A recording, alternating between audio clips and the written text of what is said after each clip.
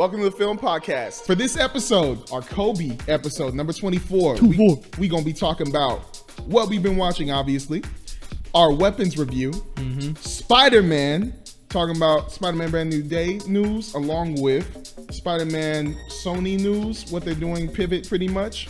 After that, we got our quick hits, which is The Bad Guys 2, Happy Gilmore 2, and the Naked Gun review. All of them. And it's going to be spoiler free along with spoilers. Oh yeah, baby. Oh yeah, baby.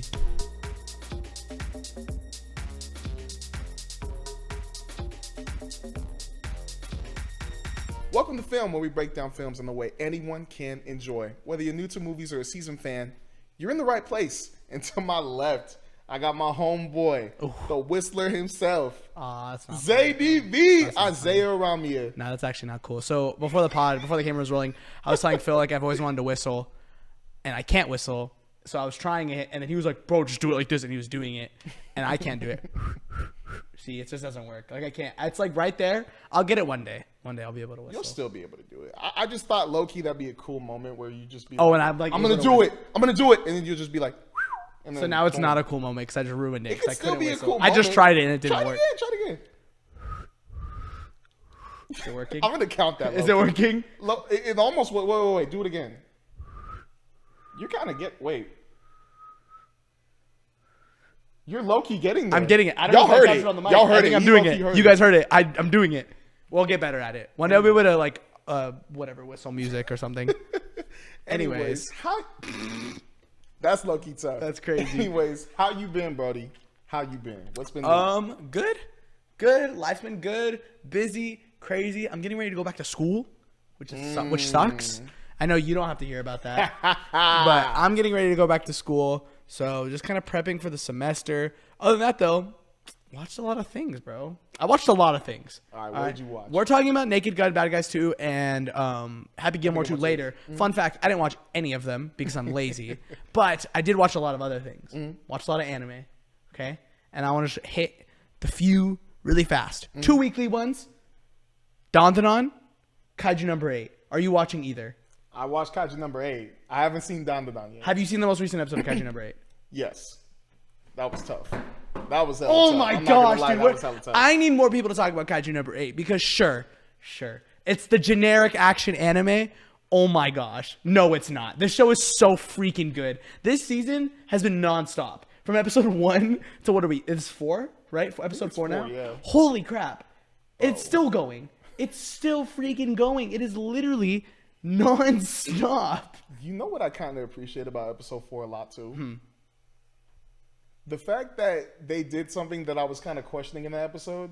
There's so many times when like there'll be that one group, like for example, the Power Rangers, they'll be in this city where all these big, huge monsters sprout out of nowhere and just destroy everything.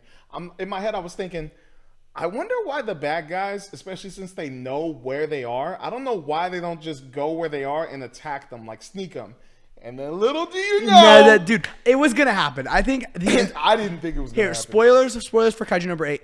The fact that Kaiju number 9 can shapeshift, that would be a massive missed opportunity for him not to invade their headquarters. I love Kaiju number 9. I actually love him. Are you watching sub or dub? Dub. Okay, I'm watching dub too.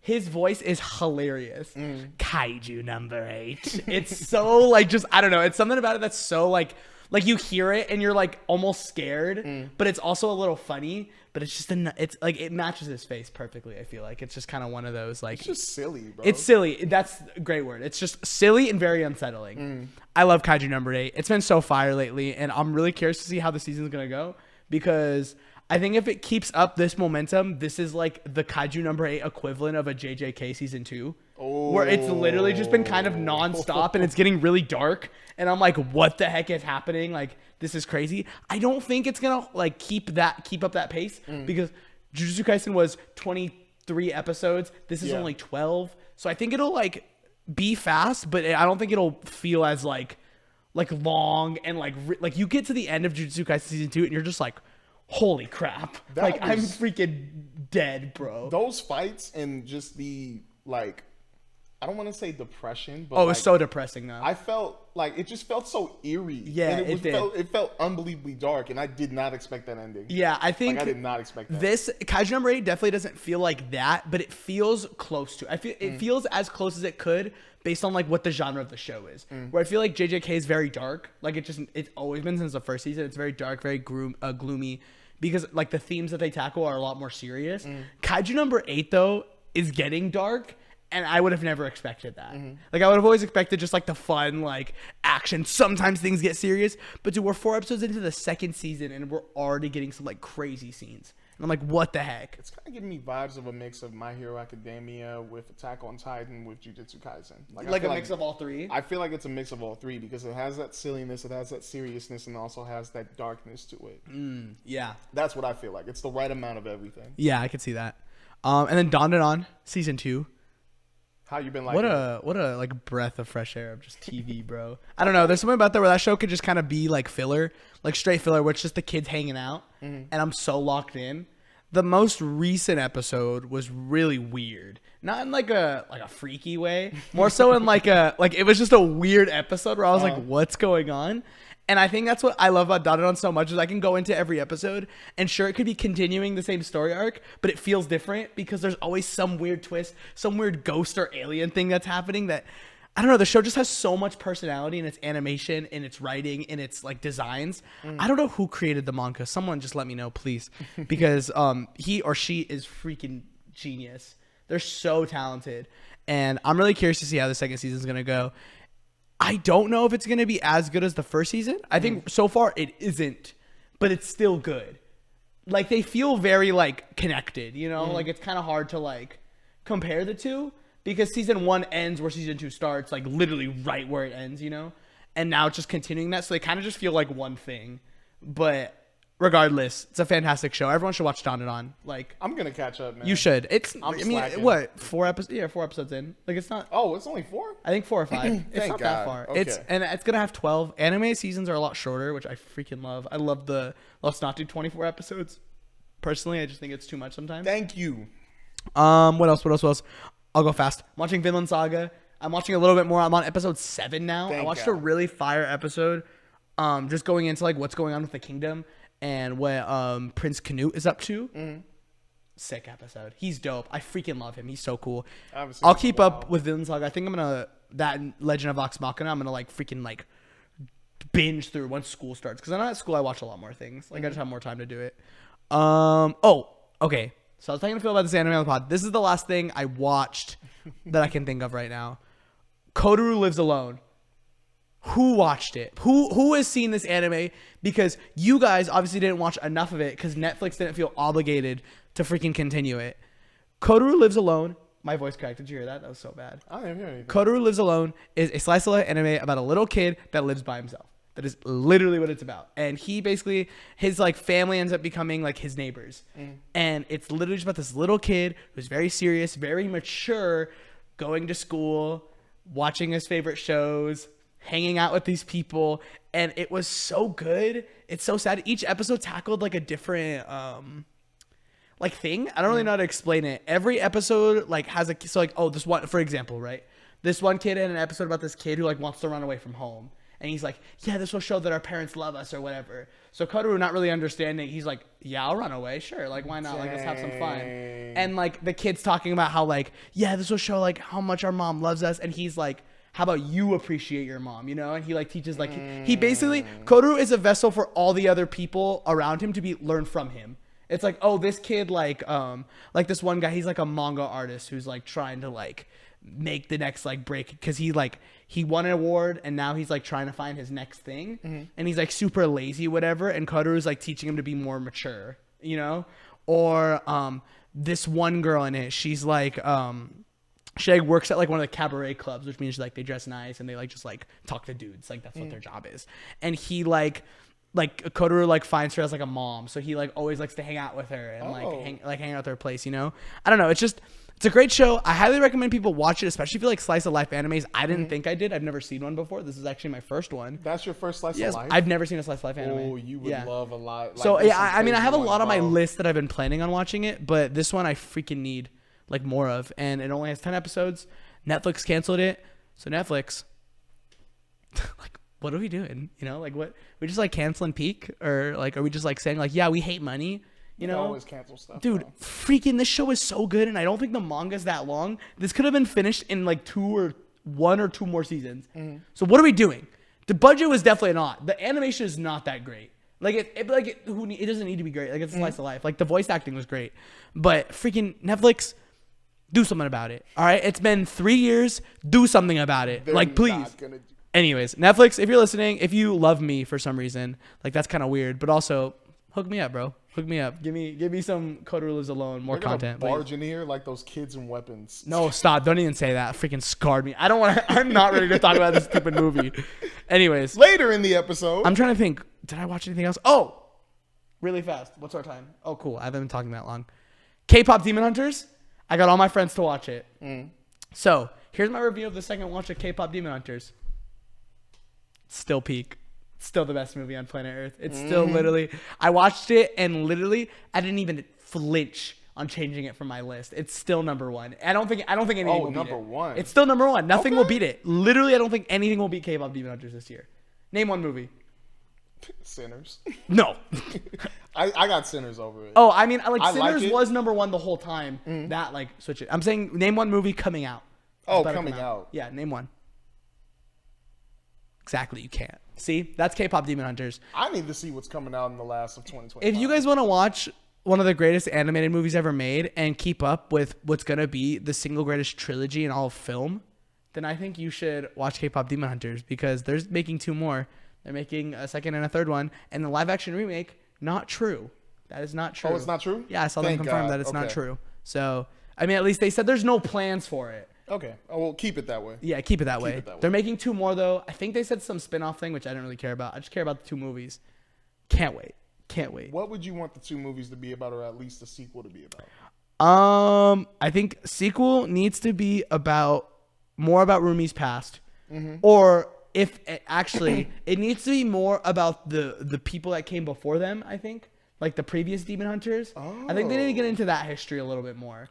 And how they uncover that. And there has to be some like, oh, like they were toxic and they're whatever, this, that, and whatever. There needs to be something more. But also, I think more importantly, I would like to see Zoe and Mira grow. I want to see like more of them have arcs. Because the first movie was 100% Rumi. And like that doesn't bug me. Because at least they didn't like try and like freaking give Zoe and Mira arcs. And it just like feels super rushed or anything. They just kind of kept the movie focused on Rumi, which I freaking love. So, but for a second one, I would love to see that expand a little bit and like try and branch out and tell their stories a little bit more, while also figuring out what's going on. Because here's the thing, right? The honeymoon is not sealed, not completely. It is not golden yet. So they need to do Golden Part 2 so that the honeymoon can be gold. And also, I think they're going to beat that big demon. I forgot what his name was, but they need to beat him too. His name too. So yeah, there's still so much they can do. And that's what I love about the movie so much. It's like, it's one of the few where I'm like, yeah, this actually could do a sequel. Like it needs one, you know? So K-pop Demon Hunters, go watch it. Still peak. I think for sure, like, I don't know. Like, I feel like with Rumi, we're kind of like there with her character. I feel like in a sequel, either you go with talking more about Mira and Zoe, or I feel like you go fully about Zoe, because I feel like there's a lot we still don't know about her. We know, like, that ending scene where it talks about, like, or not ending scene, but towards the end where, like, they show us their insecurities or what they're shamed or fear mainly. I feel like that was like a teaser, and I feel like you could definitely go way more into that in the sequel. But I would kind of love it to be about one of them, unless they have a bigger, cool idea for a third one where you could just be like, okay, let's focus on that like huge idea for the third movie, and then we just talk about Mira and Zoe in the second. Yeah. But I kind of want Room, because Rumi. I'm playing, but I do like Rumi. I just feel like you got to give the attention a little bit. Oh, 100%. I think you need to get, but again, she is still the most interesting character. Like her past is so interesting. That was still crazy at the beginning of the movie, bro. Yeah. So I want to see like a little bit more of that. Look, this might be crazy. This might be like something. This shouldn't be an expectation that I have, but I can't help it. I need this to be what Across the Spider-Verse was to Into the Spider-Verse. I need the second K-pop Demon Hunters movie to just freaking like changed my perspective on what this movie could have been. You know. Because, but here's the problem. The difference between me walking, we talked about it a little bit. The difference between me walking out of Into Spider-Verse was, I was like, oh, that's a freaking great movie. And then Across Spider-Verse was just like, pfft, like, what the heck? Like, I didn't know they could do that. K-pop Demon Hunters, I'm like, what the heck? I didn't know they could do that. And now I'm like, do it again. I know it's unrealistic. And I'm not going to be mad if it's like, oh, I think it's like not as good as the first one. I definitely won't be mad. As long as the music's great and the story's good and the animation's there, I'm not really complaining. But I would love for K-pop Demon Hunters 2 to just be like, what the frick? What are we doing? The multiverse of K-pop. And it like just blows up. Yeah, we don't need that. We definitely don't need that. But it would still be fun. I just want to see like something big like that, you know? I think getting into other music genres would be cool. But anyways, Phil, go ahead. I'll stop talking about K-pop Demon Hunters. No, it's cool, man. We could always talk about it. But just like you, watched this second time. Appreciated it. Watched a lot of stuff. A lot. I now pronounce you Chuck and Larry. Kaiju number 8, season 2, obviously. The Accountant for the second time. Oh, sick. And I really enjoyed it again. I just really like that movie. I like the potential of it because I feel like they could go a route with it that would sway away a little bit from Ben Affleck's character, but focus more on the kids. Because I really like the idea of that academy that they have. I forgot what the name of the academy was, but I would love to see a spin-off series or movie about them protecting that academy. Because I feel like those kids are talented, and I feel like that would be a really cool movie idea. If it's like, oh, like these bad guys are trying to take down like these kids who are like disabled but super talented, and then like Ben Affleck and his brother are trying to protect them, and it would just be sick. But I love The Accountant. The Accountant 1 and 2. Nice. I feel like the second one's better, but I feel like they should do more with it. I think they should. There's something there. Going into my little sweet era, I watched Wednesday season 2. Oh, okay. Wednesday first season 4 episodes, and I also watched The Summer I Turned Pretty season 3. Dude, I've been like, should I give into The Summer I Turned Pretty? But I don't think I don't need to. You don't need to. I don't need to? You don't need to. It's a fun summer show. That's what I'm saying. It sounds fun. It sounds like it's fun. It's nice. The vibes are cool. I can be a male that gets into can watch those things and be like, yeah, you know what? You should be with that one. I don't remember their names. What are their names? Oh yeah, Conrad and Jeremiah. Yeah, you should be. Yeah, screw Jeremiah. I don't know who Jeremiah is. I don't even know what he did. Screw Jeremiah. Wait, is that all over the TL or something? Yeah, 100%. I don't know who Jeremiah. I don't know who is. Jeremiah is. I just know he proposed to her or whatever. Was that a spoiler? Low key made me throw up. That low key made me. Yeah, throw up Jeremiah, you're stupid.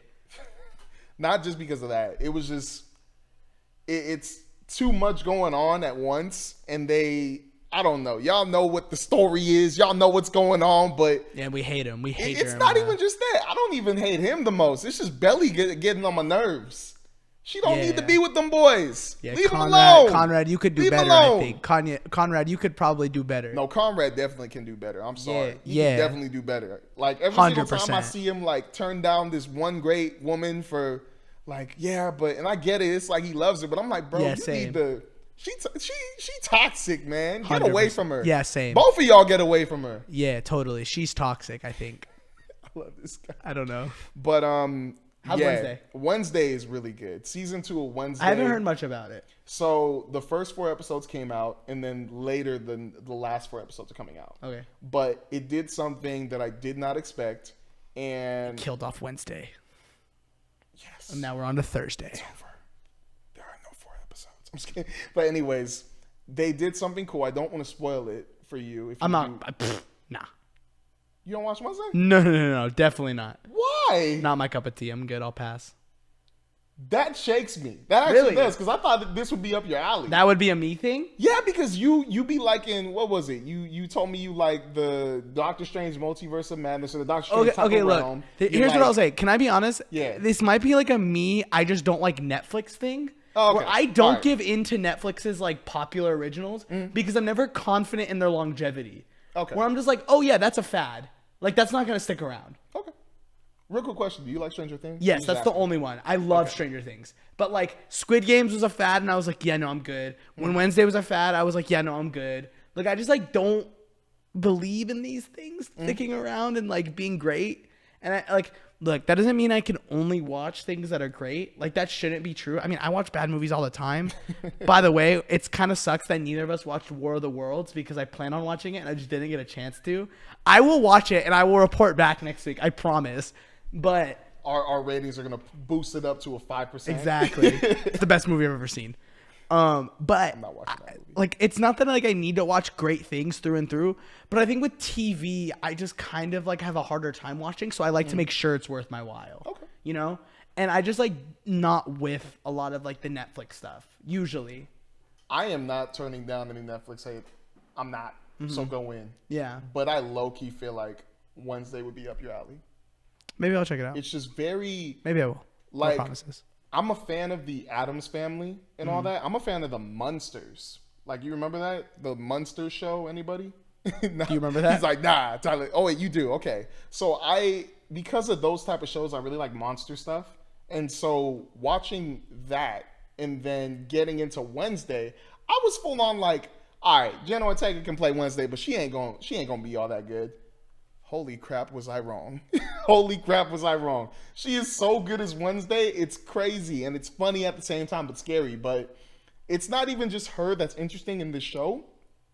It's the fact that they turned a school into like this, oh, bring your kids here if they like got supernatural powers or they're monsters. And you have all these different like kids who are like descendants of these different types of monsters, werewolves, vampires, sirens, like you name it. And they're all in one place. So you could just imagine how crazy it gets. And the fact that Wednesday's there and she's herself. So you have all these kids who are monsters scared of her. And it's like, I like this. I like this mood. I like it. But there's a murder mystery with it. So I feel like that combined with just the supernatural element to it, I think you would love it. I think you would. Who knows? Maybe I'll check it out at some point. I think you should. The one thing I know about Wednesday... I demand you to watch it. I know one thing about Wednesday, and it's the dance scene from the first season, because that was everywhere. That's the only thing I know about the show. I literally don't know what it's about. Cool. I don't know what it's about. I don't know. I think it's shot really well. I think it's really sick, like looking, like visually. I like how that show looks visually, but I just like was like, yeah, no. Like, I'm good. Mm-hmm. But yeah. But last but not least, I just want to finish it off with this. Let's hear it, Phil. I saw a really good movie. One really good movie. Last week. Whoa. A really good movie. Whoa! And it actually won an Oscar. Whoa! And me and Tyler got to see it. Whoa! It's called American Fiction. I don't know what that is. What is that? I don't know what that is. What is that? American Fiction is about, well, it stars Jeffrey Wright, and it's about this guy who is an author, and he writes a book that is not about his life. Not about it. But I know this movie. Yes. Yeah. It was much better than I thought it was going to be. Much better. Because he obviously is he's black and he's just writing novels. He is? Here we go again. But he's just writing novels, and they're mainly not about African Americans. They're just stories that he deems like really good. But the problem he has is there's people who want that type of stereotypical African American story of them like in the struggle, in the hood, doing all this like hood rat stuff. And he's like, that's not all we are. And I like the message of that. But it also points to like, I feel like it kind of was making fun of like African Americans and then not making fun of African Americans, but it was making fun of everybody because there were just so many funny scenes in the movie. There was this one scene where he's doing a book signing with his friends or like having a panel, and out of the blue, not out of the blue, not a lot of people showed up, and he's kind of like, it kind of seems small for like what's going on. And they're like, yeah, it's because so-and-so's here. And he's like, oh, well, what's that about? And there was another panel next to them, and it was this woman who made a book and she's black, and she made a book talking about black people in the hood doing all the talking like jive and stuff. And he was just in the back listening, and the whole crowd was white people listening to it. So it was just funny. And then so he's listening to it, and I understand why he's not clapping or laughing, because he's like, this is embarrassing. This isn't even us. And then so right when she finishes the sentence that she was talking about, because she read the book a little bit. Yeah. The first image that pops up, he's just standing there with the most disappointed face. And the first image that pops up is this white woman standing up going like, oh. And I'm just dying in my head. I'm like, Yeah. That's pretty much what they're gonna eat up. But it's just annoying, and it's good because that's kind of what it really is like today. Like, I look at what happened with what's his name, Chris Tucker, and one of the Wayans brothers. Chris Tucker, one of my favorite roles. Well, no, because Rush Hour, that was my favorite role he played in. But he plays in Friday, and he plays a crackhead. He plays a dude or a druggie, pretty much, and he did a very good job. But that's not all he wanted to do, and a lot of the roles that he was being offered were that, but he didn't want to do that. Same with the Wayans brother. I think he played it like a billion times, like in a couple of movies. Scary Movie, Don't Be a Menace, the little parody movie, but he didn't want to play that too. But it's because a lot of people want that type of role. They eat it up, and it's kind of embarrassing because it's like, that's not all us. Yeah. And that's what the movie American Fiction is pretty much trying to show us. And I don't want to spoil it for you if you do watch it, because there's a really cool like shot, and me and you were geeking about it, that I really want you to see. And if you do see it, I want to hear what you think about it. But I just thought that was like the perfect sum of the movie. That's sick. But it was just a really good, I want to say it was a really good commentary on, like, I guess, not being, or trying to be more than what you're perceived as. Yeah. And I liked it. Going above the stereotype. Big time. That's pretty cool. I remember getting a lot of ads for that movie and like always seeing how everyone was talking about how great it was. And it was like, oh yeah, it's pretty cool. That's what I thought. I was like, okay, it's probably going to have a couple good conversations. No, it was nice. From the jump, it has really good conversations. Sick, dude. Really good. Really good dialogue, really good monologues. Anything else? Loved it. Anything else you watched? No, that is it. So does that mean we are on to? I was trying to pull up the text. Is this weapons? Is this yes? Yes. What's our time? Yeah. What did Mira say? It's finally time. Okay, we're gonna talk about Weapons, and Weapons is a movie for sure. I want you to go first because if I'm being honest with you, I don't know how to review this movie. And I'll explain that in a second, but you go first. All right, so we're going to do spoiler-free first. Spoiler-free. We're going to do spoiler-free first. Everyone dies. To the movie, everyone dies. Thanos shows up, snaps everyone away, and that's it. I apologize for sorry. JDB spoiling the movie. Did I spoil the movie? My fault. My fault. No, that's and not then all Nick that Fury shows up with all the kids, and he's like, I'm making a team. And the Hulk destroys the house. Yeah, exactly. But Weapons was incredible. It was incredible. I like whenever I'm doing these trailer reactions, I always say I don't like watching second trailers, and I'm so glad I didn't watch anything after that teaser. I avoided it, but this movie does a good job of playing into its mystery. It does a good job of building up, having people wonder what the heck is going on, and that's what I loved, because the second time I watched it with two friends, and the whole time they're complaining about the different point of views that you're seeing, and it's not really explaining what's really going on. And I'm just sitting there like, okay, now I really appreciate this movie more because it's a build up for the grand finale, and I love that. But this movie does a good job of testing your paranoia and also like scaring the crap out of you, like really good. But I just really loved those point of views. I really loved like the switch. I know a lot of people are going to complain about it, but it was my favorite part of the movie. Because there were so many times it felt like you were getting too close to the truth.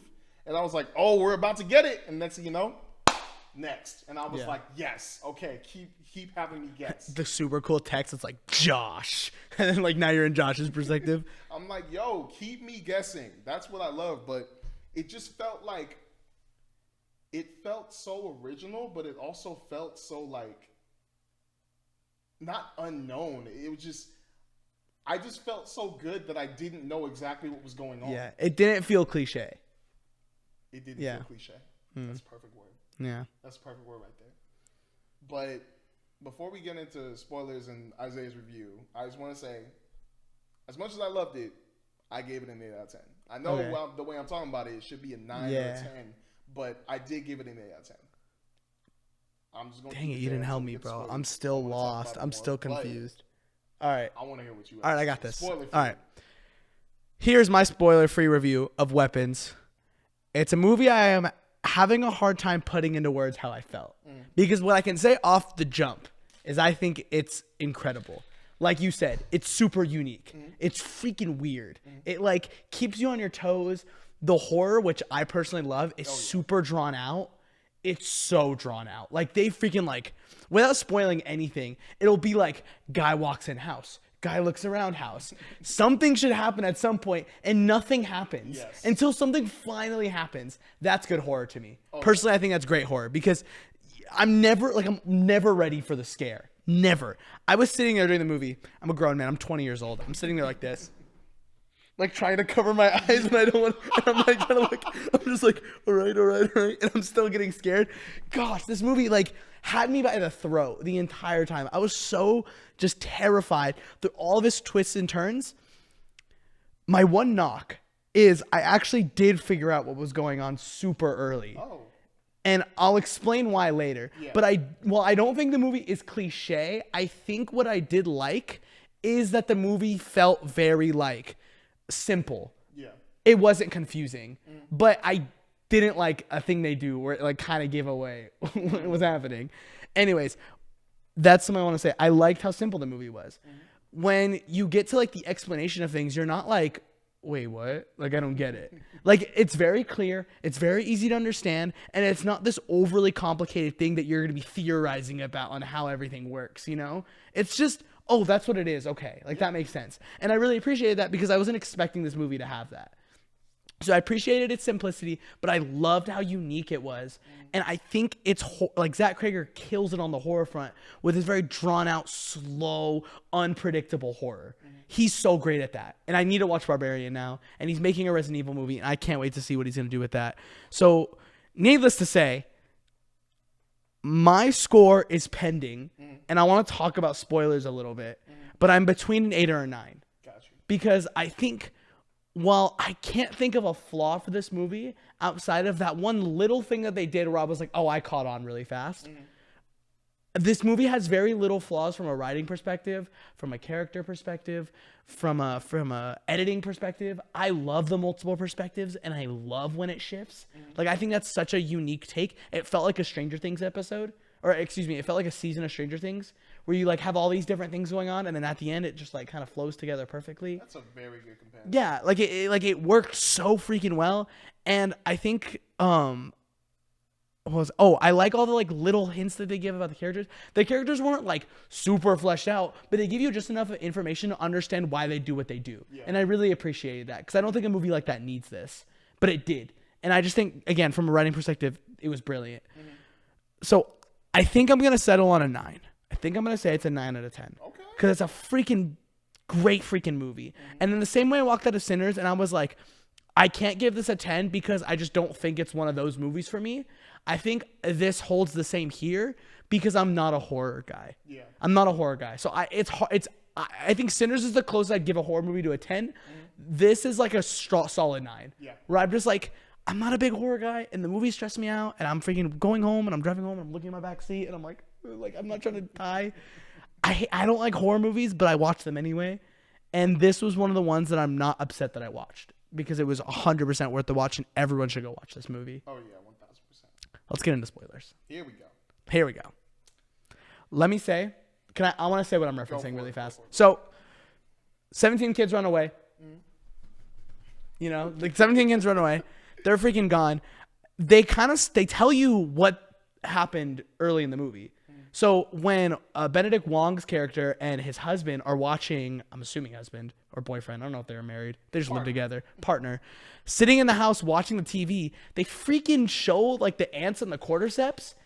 And I was like, oh, it's a reference because they're being like freaking like hypnotized and it's like they're being controlled. Like, dang it. Like, why'd you show me that? Like, that's something that was a very blatant foreshadow. Oh, well, I kind of figured that's what was going on. Well, I just kind of like at that point, I was like, is there going to be like a different twist? Is there like something else that I'm not seeing, you know? But again, what I liked was the fact that it was simple and it was like, no, it's like kind of exactly what like we're like kind of like laying the groundwork of.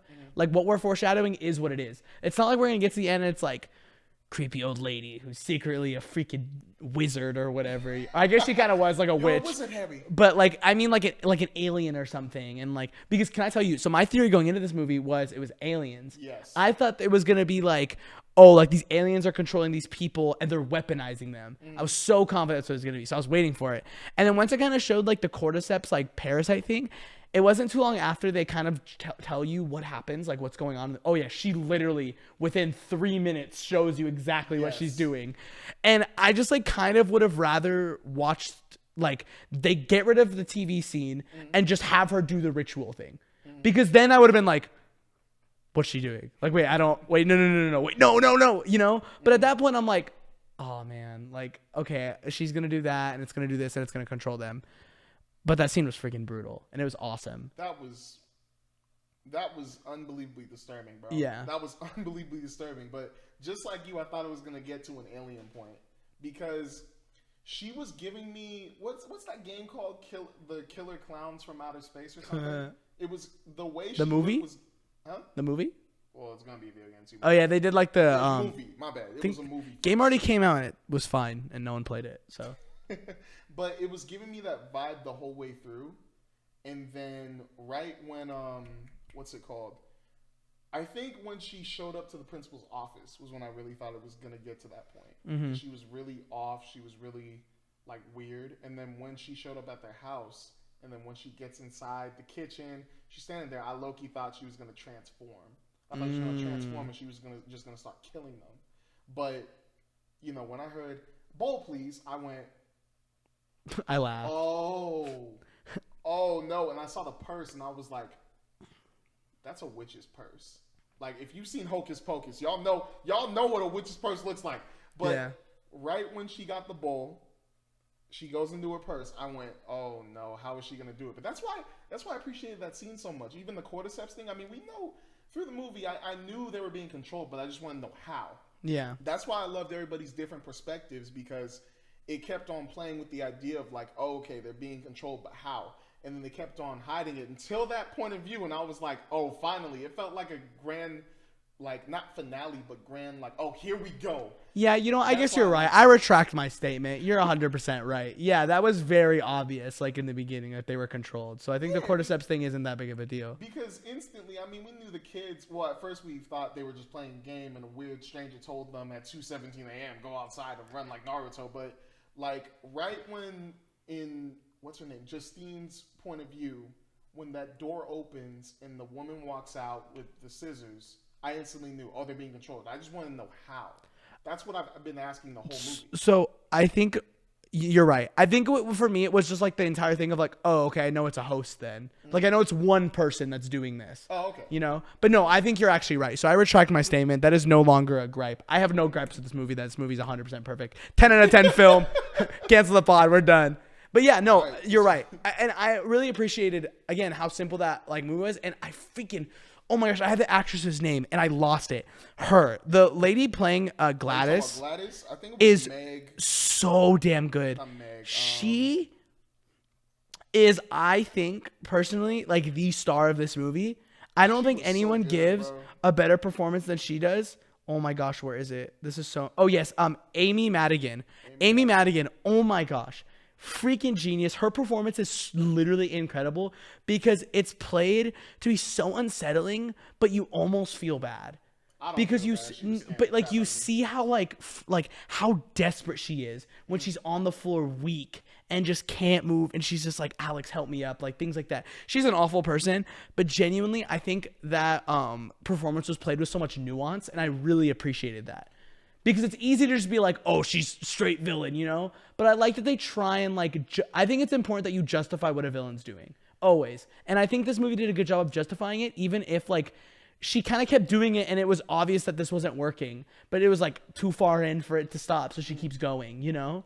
I understand what you're saying with that part. I feel like I wish that they would have showed us her coming into the house, being super like, weak and everything, and being like, oh, like, because then I would have low-key felt bad. But I'm not gonna lie, we didn't get to know her until she took control of the parents. And I instantly hated her.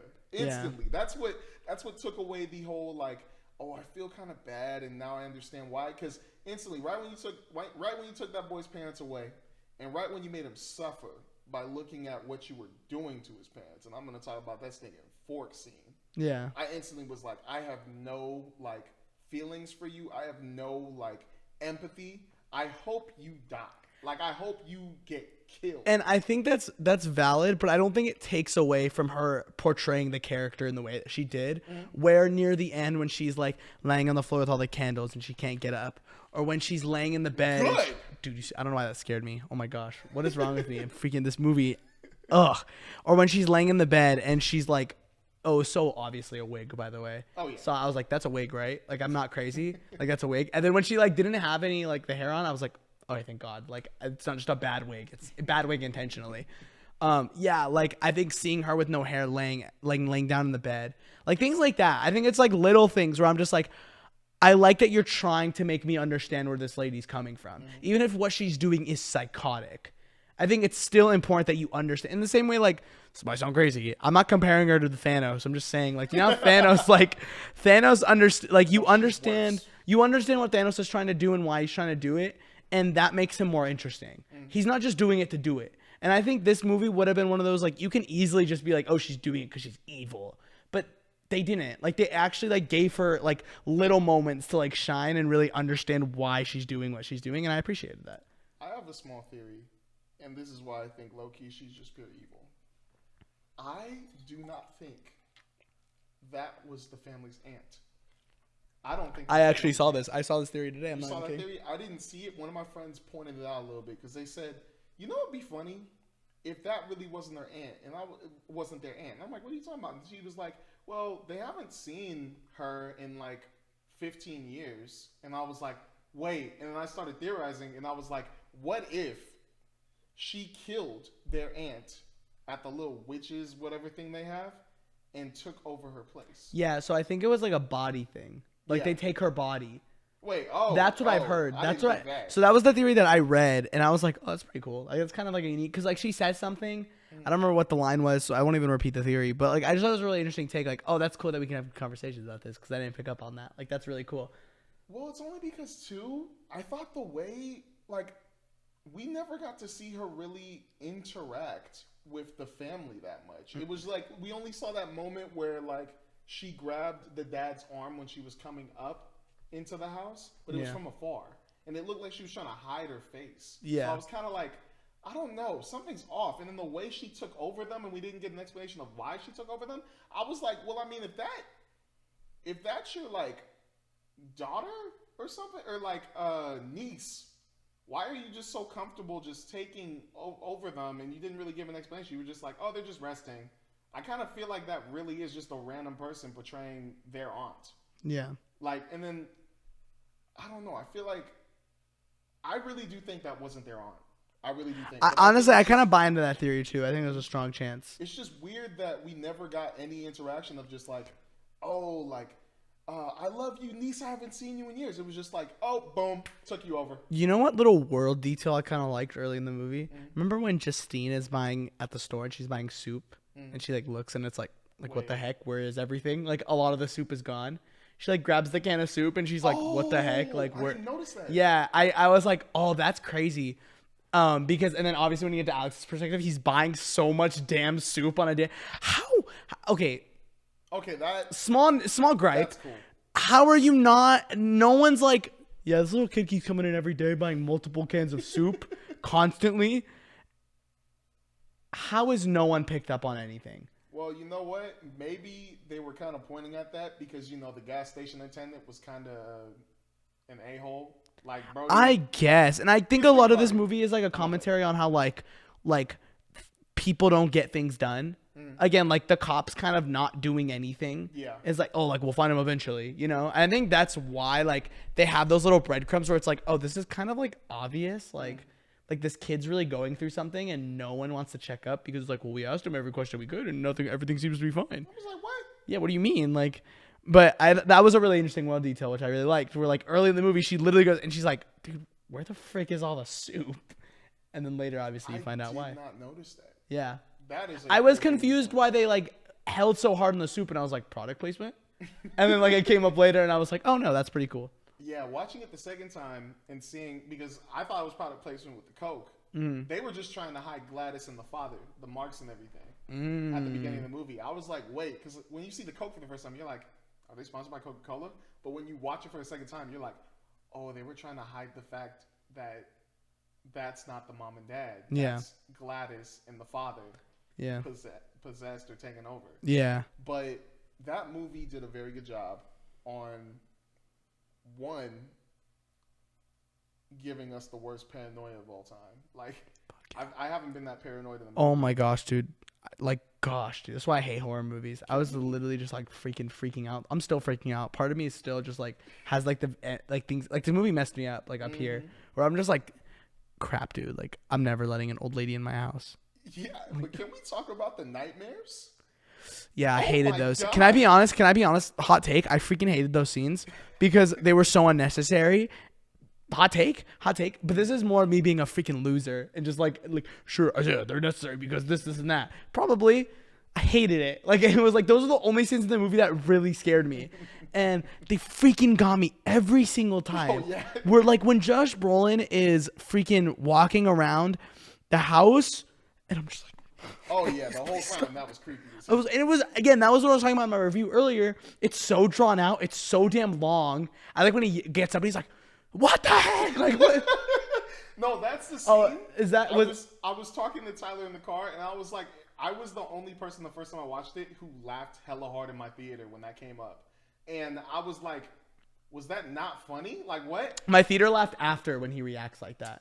When I watched it the second time, the whole theater erupted with me when it laughed, and I was like, "Thank God, I'm not insane. It was actually." Funny. Oh my gosh, dude, that freaking messed me up. I hated that so much. When you have a nightmare like that, that was a terrible nightmare. That was bad. Yeah. Like, and then right when that happened, I was like, it scared the crap out of me the first time. The second time, I expected it, but still in my mind, I was like, that is a terrible nightmare. Like, that's terrible. Gosh, I kind of liked how this movie played into the whole like. Dread of losing your kid. Yeah. Again, like what I said earlier about how this movie does such a great job of like really showing you little things to like get you like really into these characters. Archer's like keep like when he shows up to his job and he like keeps messing up and he's like not like he's super all over the place. He's sleeping in his son's bed. Yeah. Things like that. I was like, nice, that's really good. And his wife being like, I'm heading to work and like not waiting for him to respond, just leaving. Good touch. What's Julia Gardner's character's name? You said Justine. When Justine like kind of delves back into her drinking problem and they like talk about how she's gotten like a DUI before and how she's kind of a little not crazy, but she's reckless, I think is the best way I could put it, where she's like sleeping with people at her job and it's getting her fired and she's freaking like, or even like the stuff with Paul, you know, when she's having sex with Paul and freaking ruins that relationship or whatever. Like she very much doesn't care about people around her. Yeah, Donna. What are you doing here? That was good. I really like those little bits and pieces, but I think the moment this movie, I was like, oh, this movie is freaking it, was with there's twice actually. One, it was when the perspective changed to Alex. Oh, because that kid killed that also. Oh my god, and that was his first major role. Good, dude. That kid's so talented. Didn't know that. The next two movies he's gonna be in is Lanterns, along with another it was a superhero thing. That kid has a bright future. It's something. That kid has a very bright future because he's very talented. Like again, the character doesn't emote or like he doesn't talk a whole lot, but he emotes a lot. So like things like him crying like slightly, or him like having like a few words and saying like. Like when he goes up to the like his aunt and he's like, do you want me to get you water? Like, do you want me to take you to the doctor? I was like, what are you doing? Like this poor kid, you know, he's trying so hard. Yep. Stuff like that. I'm just like, wow, dude, like this movie is so damn good. But the scene that got the biggest reaction out of my theater and probably got the biggest reaction out of me is when Justine is sleeping in her car and the door opens and freaking the lady walks out and we're all just like, oh, like my theater. Dude, we were like, oh. And then like it goes quiet and you're like waiting. She gets there, she knocks and it doesn't go open. And you're like, all right, it's fine. And like she opens the back door, dude. The way my theater went, like everyone gasped, dude. Hell nah, bruh. Frick no, I'm good. Like I'm never sleeping in my car. Yeah. Why was it unlocked? That scene, well, we all know why. The homeboy who was a crackhead who was going by checking all the cars. We all know why, because people are stupid. That's why people are stupid. Did he? Oh yeah, they do. That's right. They do reference that later. Yeah, gosh, man, people are stupid. But oh my gosh, that scene. The first time I watched it, it was a little quiet. Nobody really reacted. I was the only person who was like. But the second time I watched it, everybody's watching her come down. They're like, oh my gosh, she's gonna break the window. When she didn't break the window, she went around, and all you heard was that click. Everybody went, oh, hell no. Nah. Like the one dude in the theater, I was like, no. But everybody was freaking out when that came up. I thought she was going to get stabbed in the neck. I thought something was going to happen. I hated that. Like, right genuinely. Like, her hair got cut. I was like. That gave me so much anxiety. Like, and that's what this movie has, bro. I've never had that much anxiety watching a movie. Like, Sinners scared me. Like, Sinners had one jump scare that got me, but I was mostly just kind of like, oh, this movie's really intense. You know, like, I'm sitting there, like, I'm leaned in a little bit. This movie, genuinely, I was like, dude, I'm gonna freaking walk out. I'm just gonna leave. Like, I can't. Like, I'm gonna walk out. It's like in Nope, when the scene when the alien takes all the people, and I legit almost walked out of the theater. I was like, heck no. Like, I hate this. That was scary. This movie had that so many times. So I was just like, I'm gonna walk out. I'm just gonna leave. Like, I hate this movie. Like, I don't like this. I hate horror movies so much. Oh, I do too. I freaking hate horror movies. Really like this movie. I really like this movie.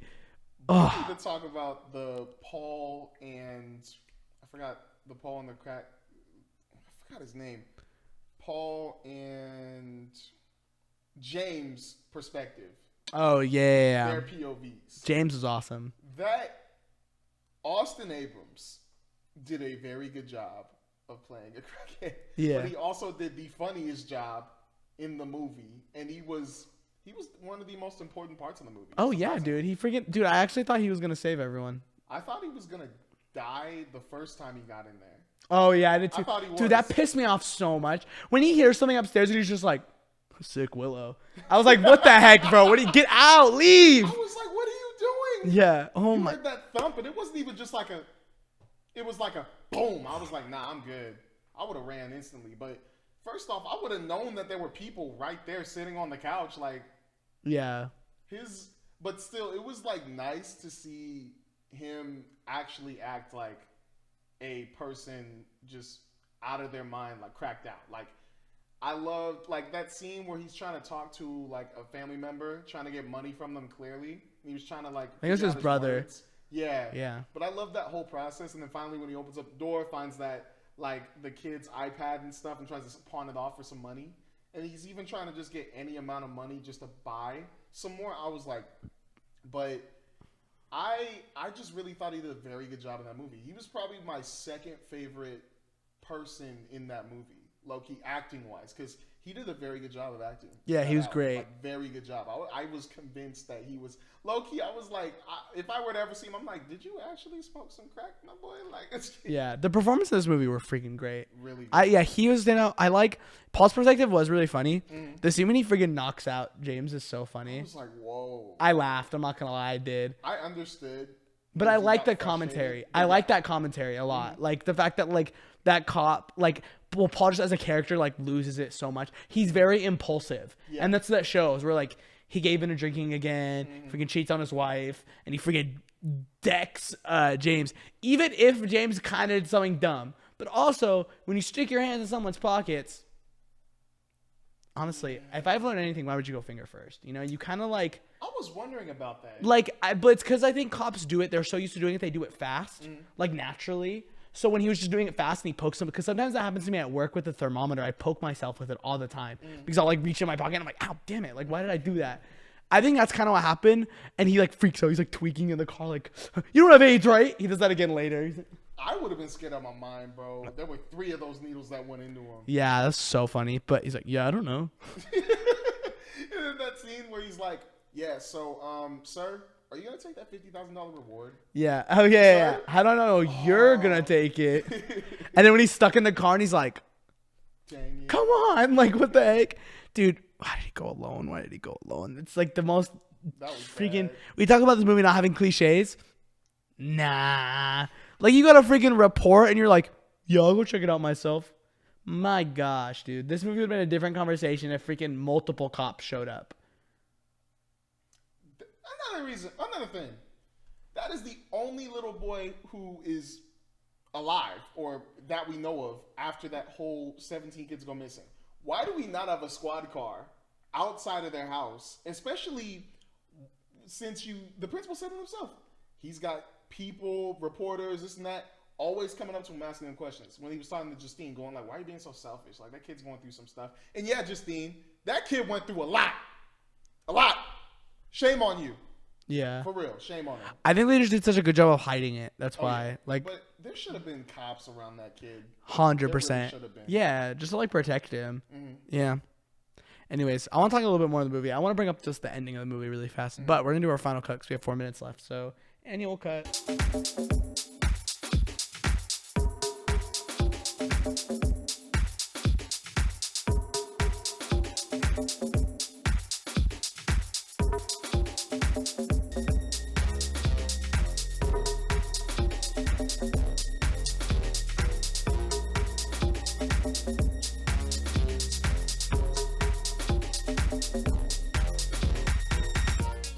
Anyways, we're back. Annual cut. Let's talk about that ending. And something I actually really appreciated from this movie. This movie was pretty funny. On purpose. Like, very necessary. Like, it needed some, like, what do you call that? It needed a little bit. Yes, it needed to be a little bit light, you know?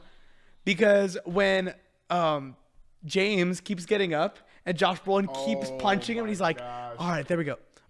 And that was the funniest thing. I was laughing so hard. I was like, this is nice. Like, I like this, you know? He kept coming out of nowhere. Yeah. And then Josh Brolin just freaking chucking him across the room. 3 times. 3 times. It was so good. But then the scene when all the kids are running. That was the highlight of the movie. Terrifying, but also, holy crap. Like, it was so funny when they're like, all the kids are chasing the old lady and they're freaking like, and people are like, the guy's mowing his lawn. He's just like, all right. He's like, mows the lawn. Or when they run through the family's house and they're like, Dale, look what he did to the yard. And they're like, mad about their yard. And they're like, dude, freaking like a bunch of random kids just ran through your house. And that's what you're worried about? Dale, there's an old man in our house. What's going on? Like, stuff like that. I just thought that was so funny. But dude, that scene with the lady, bro. Oh my gosh. Can we talk about the scene before that happened? The tracking shot of the little girl drained on her like a stinking missile. That was sick. I freaking love that. Where she like cut her off. Bro, I loved that shot so much because 1, it showed exactly what that kid was, a weapon. 2, it showed it in she was like a missile, a heat-seeking missile. And 3, the smarts of her, like, running through all that stuff. And it kind of reminded me of that shot from Aquaman when, like, that one henchman of the Ocean Master, whatever you want to say, was, like, running after them. And the camera was on that henchman.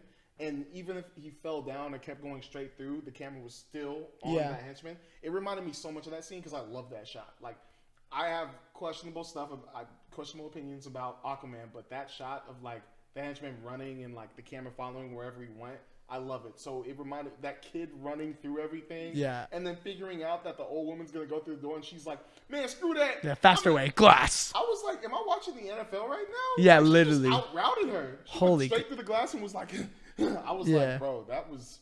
That was one of my favorites. That was my favorite shot of the movie." But yeah, I appreciate that the movie understood how funny the concept is, but also was like the ending was still pretty scary. Even though they won, like it was a good ending, but the ending was very unsettling. Like it's like, yeah, they got the lady, but the kids aren't talking.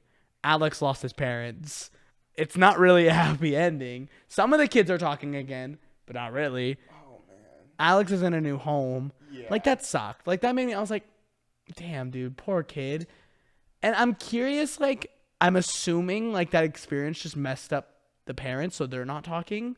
That would be my guess. I don't think it's because they think the parents had anything to do with it.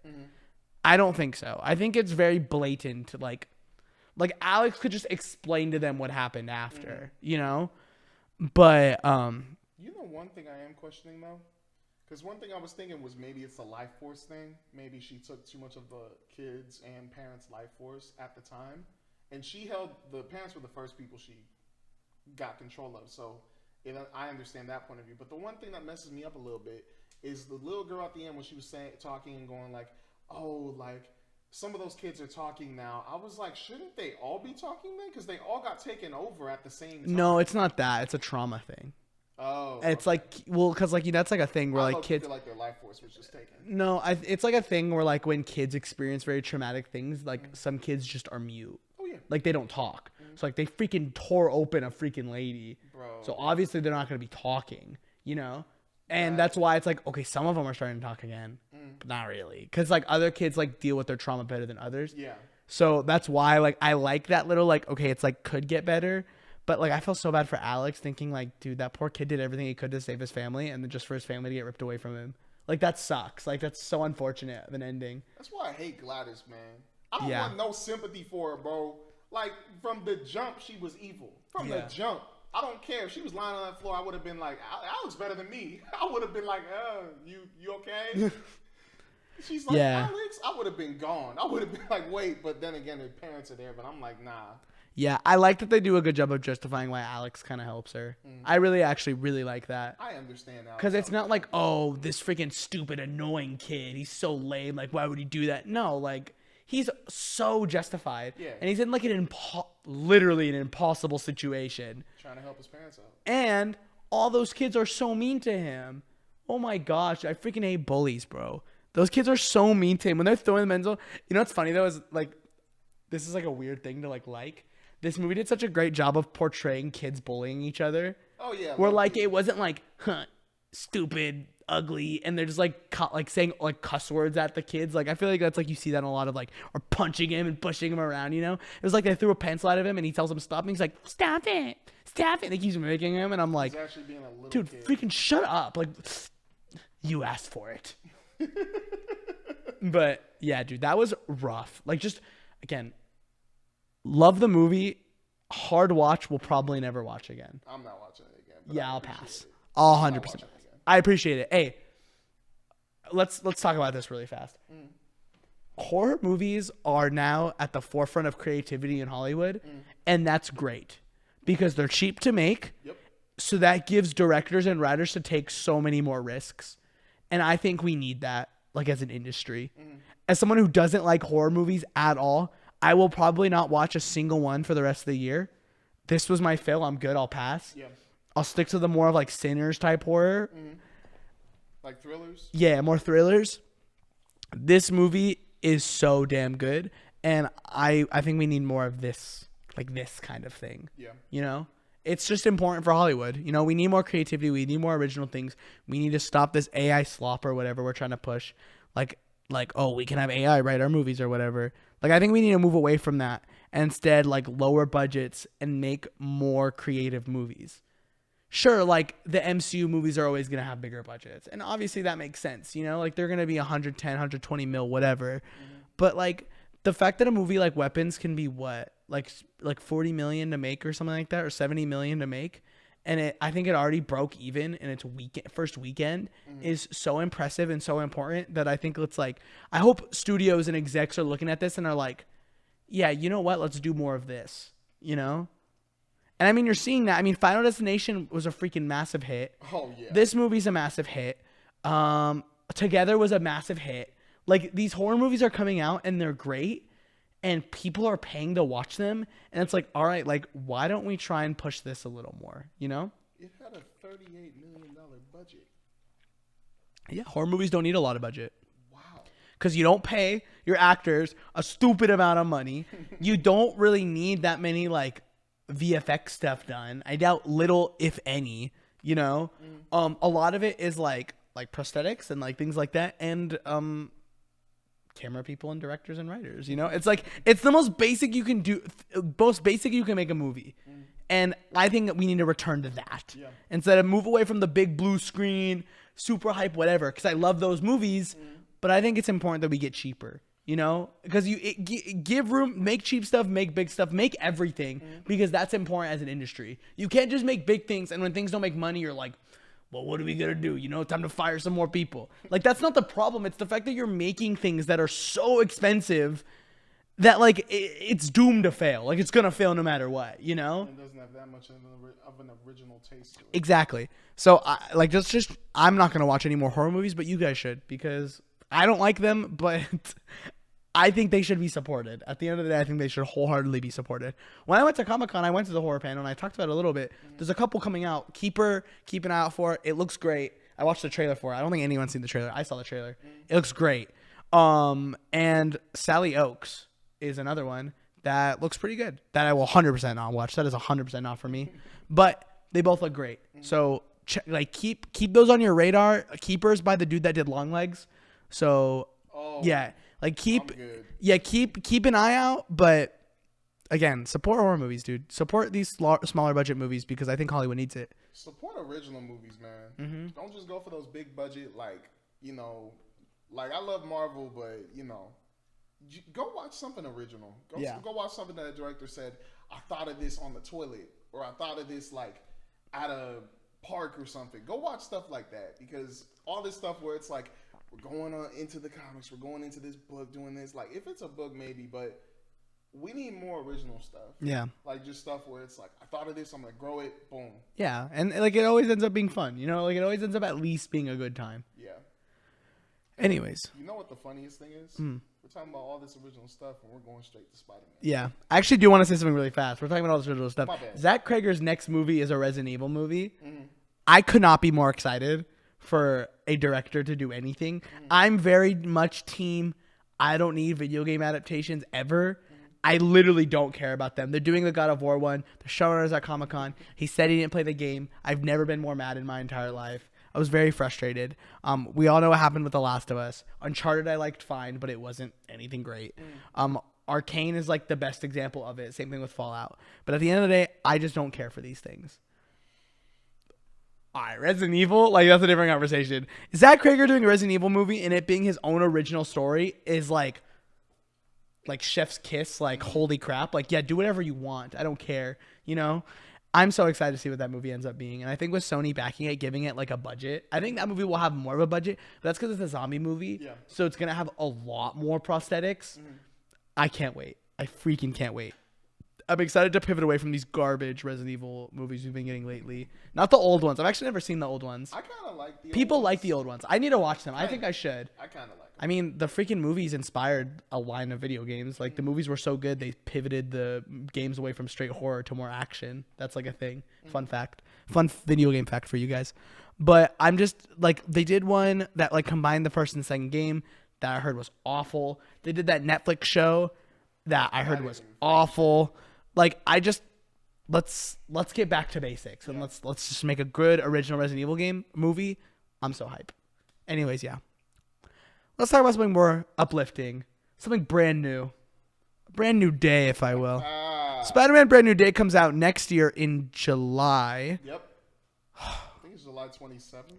If Weapons has scarred me this past week, there is nothing that has been giving me more joy than Spider-Man. Holy crap. Every single thing that has come out of this movie, I'm like, yes, yes, yes, yes. Did you see the video? It was like in the teaser they dropped, where it was the director, Daniel Day Creighton. Destin Daniel Creighton. I was close enough. Sorry. Destin Daniel Creighton and Tom Holland like talking, and Tom Holland looks so freaking excited. Yep. He's like, dude, and he like, in like his monologue, he's like, I'm wearing the suit again, but it feels different this time. Yep. Yes! Come on, bro. We're getting a Spider-Man that's depressed. Like, I need this. I can't wait, dude. Everything this movie has said, everything this movie promises to be, I'm here for. The behind-the-scenes stuff looks great. Hulk and Punisher being in it is going to be awesome. All the villains that are supposedly going to be in it. The demons and Mr. Negative are kind of a rumor right now. I'm hearing a lot of it's not actually them. I think they're lying. I think it's very obvious they're lying. But Scorpion's coming back. That was the number one villain that I needed. Well, no, the number two villain that I needed in this movie. Yeah. Scorpion is one of my favorite villains, Spider-Man. He's so cool. Just because he's so, like... straight evil. He's straight evil, but low-key, I kind of feel bad for him in the old classic. Because he kind of... I forgot what happened to him again. It was like... Because I'm talking about the 90s cartoon. Yeah. Because him, Rhino, and another one of the villains... just were like these henchmen that were like kind of getting bullied by Spider-Man. Yeah. Not bullied, but they were getting caught and they never got away with it. So the next thing you know, this guy was like, let's buff you up a little bit. And they get buffed up and they're like, oh, this is cool. But then the way they didn't want it to happen. So I kind of felt bad. But then at the same time, when you're attacking my dude Spider-Man, it's like, you got to get your butt whooped. I'm sorry. Now, do you think we get Michael Keaton back? I think so. If not in this one, I think the next one. Also, that's another thing. Post-credit scene, I think guaranteed. I don't think this is gonna be a just what's it called? I don't think it's gonna be a street level story. I don't think it will. I really don't. And I'm hype about it still. Tyler, you hear this guy? You hear this guy, Tyler? Oh my I don't think gosh. it's gonna be street level. Why? All the stuff they're talking about and the fact that Sadie Sink, the rumor is that she's playing a variant Gwen Stacy. A variant? Is that the rumor? I've just heard Gwen. I've just heard Gwen. I have not heard a single person say variant. There's been a couple. Stop. That is not true. Rumor. I don't believe that. I don't believe that for a second. Well, it's still a rumor. We don't know what she's playing. Why a variant? Why do you need a variant? Why can't it just be Gwen? I'm saying what the people put That's out. just I'm not dumb. saying, And the people the things that people are putting out are I'm stupid. just saying I think it's gonna actually be multiversal. Gosh, I think dude. it will. I will roll my eyes. I'm not even kidding. I will roll I'm my gonna eyes. love it no matter Why, bro? We I'm we gonna love it no have matter so what. much of but this. We have so many villains in it. It's okay, Why does that mean It's okay. Why does that mean it has to be multiverse? bro. Why does that mean it has to, why can't Spider-Man just have his own villains? I'm not saying it has to be. I'm saying it seems like it is. I'm saying it seems like No, it it is. doesn't. I'm gonna be fine with street level. You hear all the stuff we're getting. There's no way it's not multiverse. Why? Dude, Spider-Man There's has no way. historically has so many villains. Why does that have to be? Oh yeah, he does. So why does that mean it's multiversal? I just feel like Sony still has a touch in this, though. I just feel like they do. I feel like that some of these villains are going to be coming from another universe. Hell low-key no. feel like some of them. Hell no. I'll be so mad. I feel like some of them are. Only Why? Because remember at the end of No Way Home, when they were talking about that, these villains just seemingly Like the coming straight tease? through? Yeah. I feel like that actually may be playing into this. Dude. That'd Do be I so want it to happen? dumb. Yes and no, but I still feel like it's not going to take away. But that anything. wouldn't make any sense to Andrew Garfield and Tobey Maguire leaving the universe after they fixed the spell. Another thing, I think they low-key might be coming back. Why? I think it's going to be multiversal. It's not gonna be multiversal, Phil. I Phil, think it I'm is. telling you, bro. If Tom Holland is saying it feels different this time, I'm so wholeheartedly confident that this is not a multiverse story.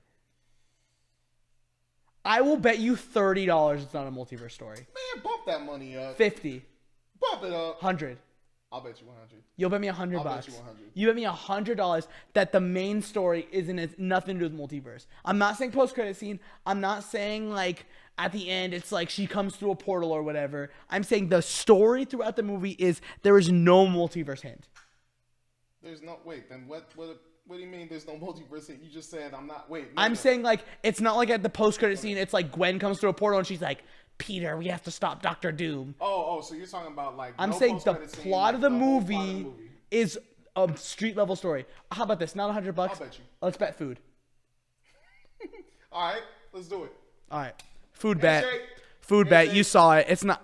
I stand on this because Spider-Man if we have another multiverse movie, Better that not be means going to get no seafood. that just in means case. Tom Holland never has his own villains. Why is it that Tobey Maguire has Willem Dafoe and Doc Ock's actor, I don't remember his name, and freaking Venom or whatever, and Andrew Garfield has Rhino and Green Goblin and Lizard, and Tom Holland has two. He has Vulture and Mysterio. Well, I mean, we know for sure Scorpion's going to be his villain. We know that. Actually, Boomerang was teased too. yeah, but I feel like Boomerang's going to be from his universe. Yeah. I feel like it will. Who do you think is going to be multiversal? Venom. I think Venom. That is not fair. That is so obvious. Yes, they already said that. They already said that. That is very obvious. said that. That was literally in the post-credit scene in No Way Home. That is not fair. You can't do that. I mean, yes, I can. Tyler, that's stupid, right? That's not fair. That's I really don't think dumb. that's stupid. That's dumb. And like he got teleported back. It was just a little bit. They're literally doing that just so he can get the symbiote. That's literally what they're doing. I also think that symbiote, yes, I don't think that one's going to be the one that's going to be in this one. I think this is going to be a whole different Venom. Then what would be the point of that? Multiverse. Why do you think Anything that? happen. Why do you think that? I'm so sold. Like, I don't have the whole grand scheme of the plot. I just really, something is telling me this is multiversal. Like, of just the whole way this thing is set, how, like, we don't have all the characters. They're saying there's more villains in this. Like, this is going to be multiversal. To be fair, they have not confirmed a single villain, except Scorpion. Everything else has been a rumor. Yeah, my bad. I forgot about the Hulk and Punisher.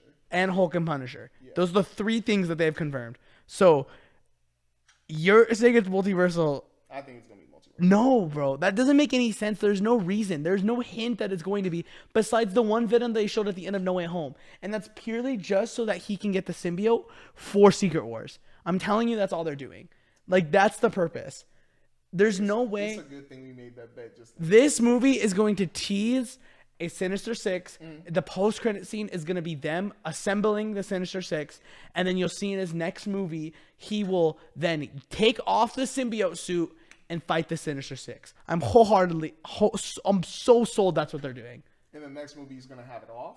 Yes. Okay. He will take it off in the second movie. He is going to get it in this movie. I'm fairly confident he's going to get it in this movie. He'll have it throughout Secret Wars. And then he'll go through the arc in the second movie. Yeah. That's what's going to happen. So, this is what I'm saying. It's going to be a street level story. They're going to do the Spider-Man thing where they tease characters. It's like, oh, this character will be someone later, obviously. Gwen is Gwen right now. Maybe she'll be Spider-Man later. I personally don't want that, but you know what? Anything can happen. They'll have her in it, you know? Ned, you'll tease him as maybe a Hobgoblin later. You'll freaking hint at maybe a Green Goblin, like a Harry or a Norman Osborn, you know? Like, you'll do the things, you know? You'll lay the Spider-Man breadcrumbs so that as we get later throughout the movies, you'll end it on like a big final movie. That's what's gonna happen, and that I would love to death. Because if John Watts did anything great, it was that. Where he was so good at being like, all right, Vulture's the villain of this movie. Spider-Man kicked this random henchman who ends up being Scorpion. I love that personally. That's very Spider-Man. Oh, Betty Brant is a high schooler. Oh, you know where she's going to end up. She's going to end up working at the Daily Bugle. Ned Leeds. You know he might end up being Hobgoblin, but it's okay if he doesn't. But it's still a cool, like, we'll see where this goes. You know? Did you like the teaser he did?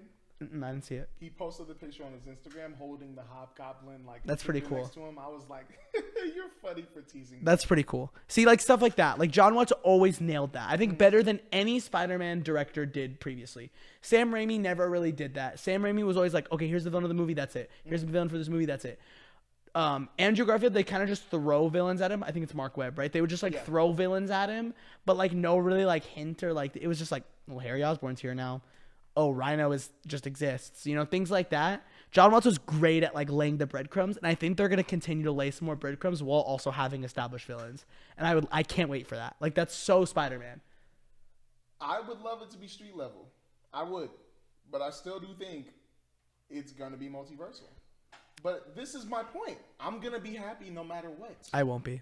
I will be. Why, dude? Phil, we see multiverse everywhere, bro. I like it. I do. Why? I like the multiverse yeah, but are aspect. you not tired of it? Like, ever? Are you never just like, all right, I'm like, tired of them doing it poorly with the MCU right now. I'm tired of them not using it to its full potential. but all the instances they've done it with Spider-Man, it's been great.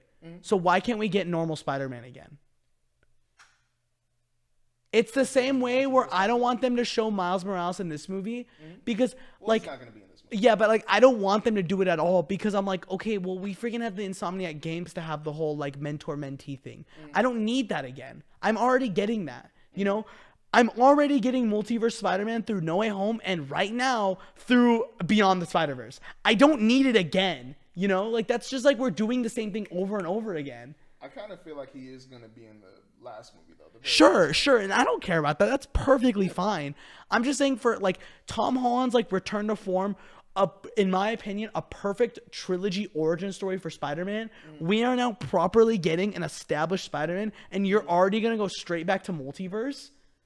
Like, that's dumb. That's so stupid. I don't know. I freaking like stand on that take, and I don't know anyone that disagrees with me because I just think I don't think a lot of people do disagree with you because a lot of people are tired of the multiverse. I just still think it's going to be multiversal. I'll be so mad. I'll actually be so upset. Like, that'll kill my vibe completely. I might like the movie still. I probably will. I know me. Like, I'll like the movie fine, and I'll defend it. But every part of me will still be mad. I'm like, but like, why did we waste so much time on that? You know, like, what are we doing? Anyways, that's my long-winded rant of how excited I am for Brand New Day. Let's get positive about it. I like can't wait for these movies so much. I think Tom Holland is gonna, shock a lot of people.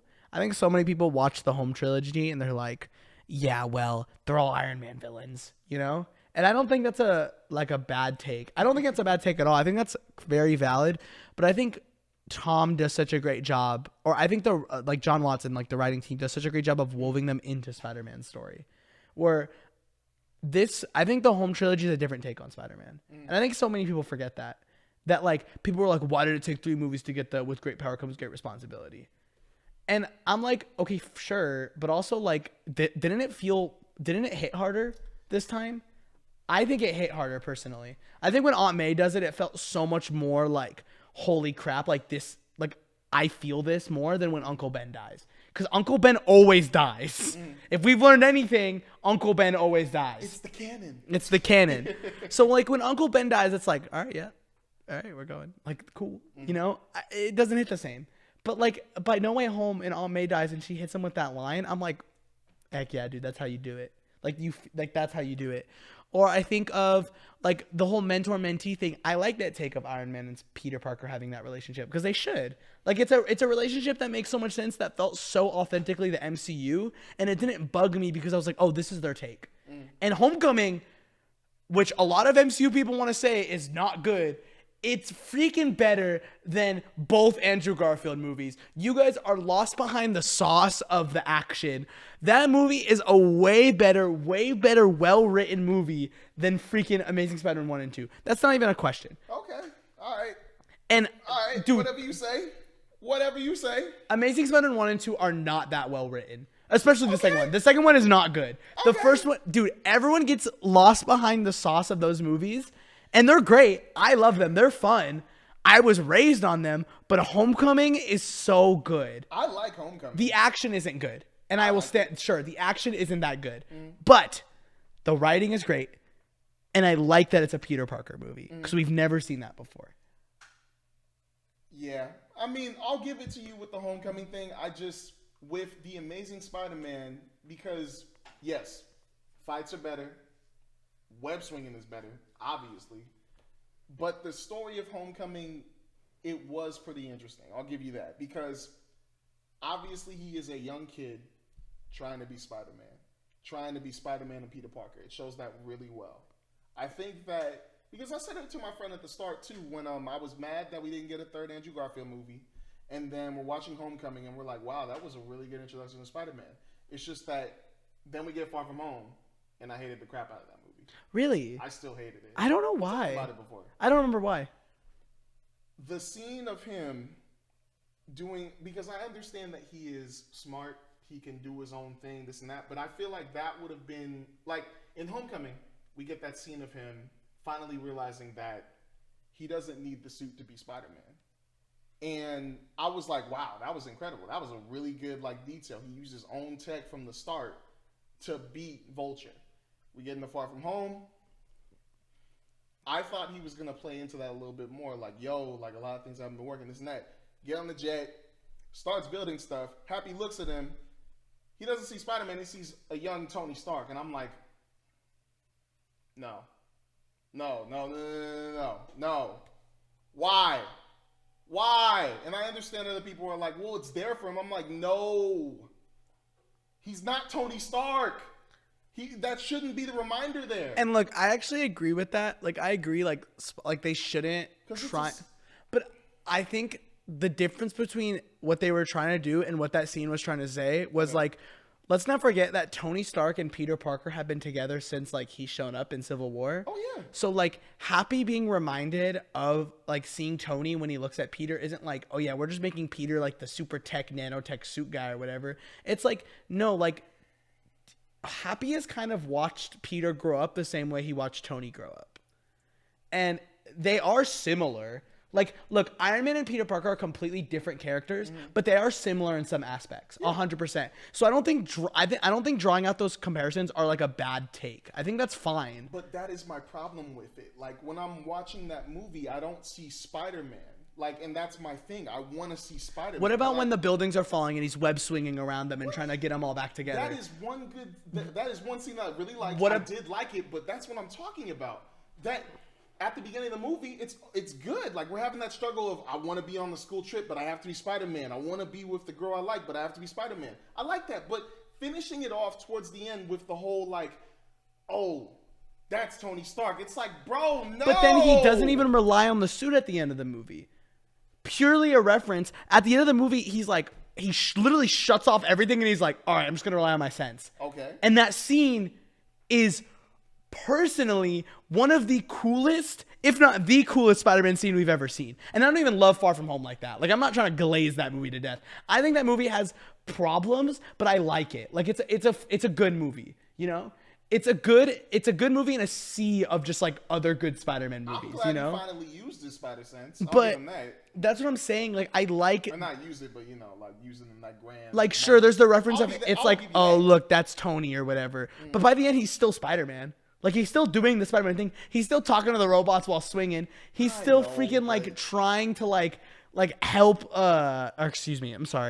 he's still trying to like protect his class, you know? He's still trying to like repair the things while he's swinging, you know? Like, it's still Spider-Man. They just like reference Tony a little bit more because the MCU Spider-Man's legacy is so woven into Tony Stark. I know that, but I just still don't like that because that moment should have been like, nah, like literally it should have just been like, I don't need it.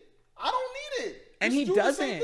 But he doesn't need it. Like, he literally shows that he doesn't need it. No, you don't need that scene. I don't need to see that scene then. Just go straight into the fight. I don't care. But it's like a nice homage because the entire movie is him like trying to move on from like Tony's legacy, you know? Like, that's like the homage. I got the homage in Endgame and everything else. If you wanted that whole thing where he looks at the sign and he's feeling bad, okay, but the rest of the movie should have just been that. Should have just been there. I don't know. I think that was very integral to his arc, and I think that's important. And I think No Way Home, like by once you get to No Way Home, you kind of get the more like Spider-Man-y things where he's like doing a lot more science stuff, and it's like I think Toby and Andrew help him like become Spider-Man in a lot, and I think that's why I like the three together so much, and I think that's why personally I think it's a stronger trilogy than Toby's. Because like all three of them feel like conjoined. It's like, oh, these are like it's in one arc that he's going through all three movies, you know? Where I think Toby, it's like, all right, here's his arc in the first movie, here's his arc in the second movie, here's his arc in the third movie. But I thought the progression in Homecoming felt so much more natural. And I like that. And that's why I want for Brand New Day to be like, all right, now we're like, this is Spider-Man. This is straight freaking normal suit, building his own bulky webs, Spider-Man. I still have questions about how those web shooters are going to look. I'm not mad about it. I'm just like curious. I love it. I geek, dude. I was freaking staring at them like, yes, we're so back. We're so back. Over and over again, I'm like, it's so good. It looks good. It's so good. Because I want it not to beat Andrew Garfield's, but it looks so stinking good. It's so damn good. But yeah, I think like, again, I will always ride for Tom Holland, like wholeheartedly to death. I think he is the best Spider-Man. He's going to be. I think he is. I think he's been for me. And I think so too. I think by the end of this, I think we will finally say he is Spider-Man. I think so many people that I talk to are like, he just doesn't feel like Peter Parker or Spider-Man. And I'm like, dude, like, I don't think Tobey Maguire feels like Spider-Man. I think he maybe feels like Peter Parker. I don't think he feels like Spider-Man personally. I don't think he like has like the he's too awkward for me. He's a little too awkward. And that's why I don't feel it. Yeah. You know? I think Andrew Garfield has the Spider-Man. I don't think he has Peter Parker. I think his Peter Parker was a lot more brooding and sad and freaking like, I think they got too caught up in his backstory and like all that weird like Uncle Ben stuff for it to like really feel like a normal Peter Parker. It's a little too dark, a little too brooding in an era when the Dark Knight existed. So I understand why that movie was what it was.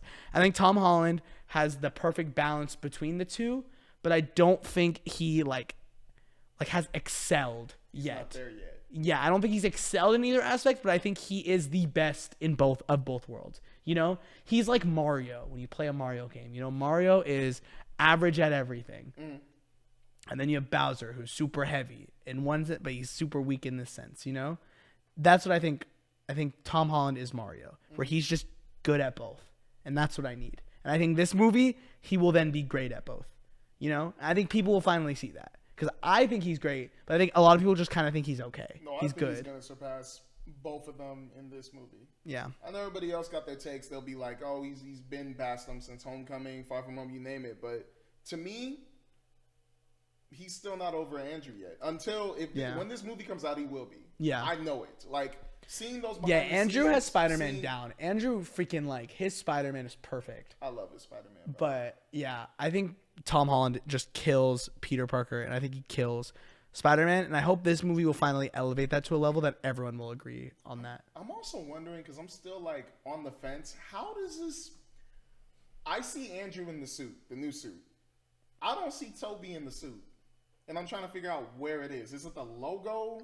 Yeah. Because people said, like, he was inspired by... I think the raised webbing. The raised webbing? But, like, it still just looks like Andrew's suit to me. Yeah, but if you, like, get close on it, it looks more raised. That's why. I think that's all the comparisons. I think people were kind of fishing for that.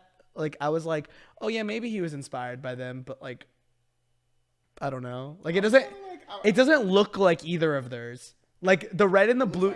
I think the red and the blue shine a lot more. No, because the Spider-Man logo for Andrews was a lot more like longer legs, leaning down. I think the only like where it matches is like where it is, like position wise. It's just kind of lower, you know? Yeah. The eyes aren't like big like freaking Andrews, but they're like good. I think the colors are a lot brighter, which I love, and it's the raised webbing and the logo are just all perfect.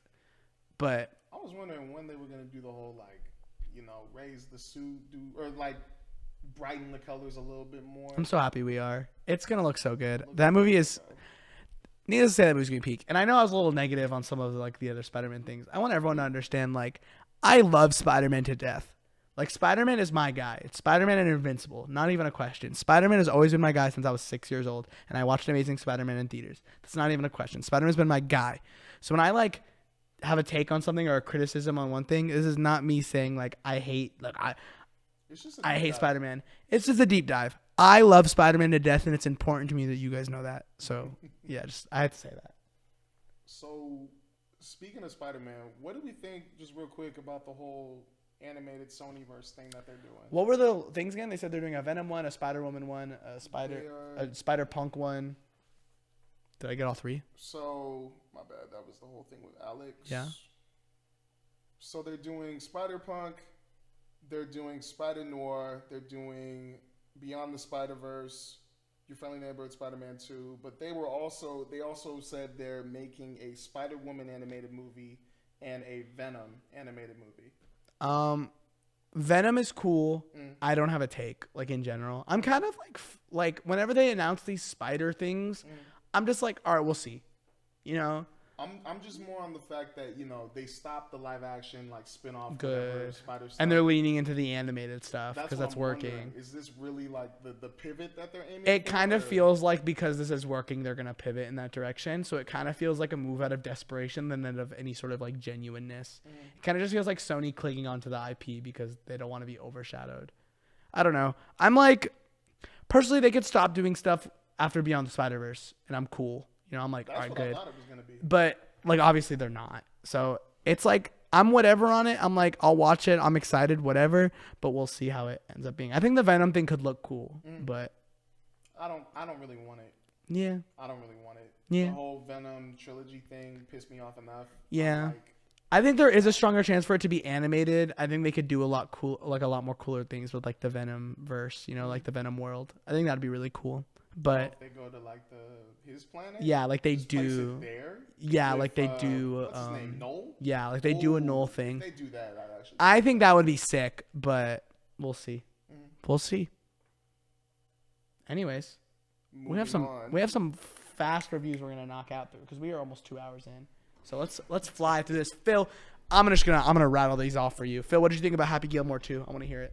Happy Gilmore 2 was funny. It was funny? It was funny. It was fun to watch. I loved a lot of the callbacks to the old movie, along with the fact that they brought a lot of those like actors from the old movie into this one, and they still played their roles, but like it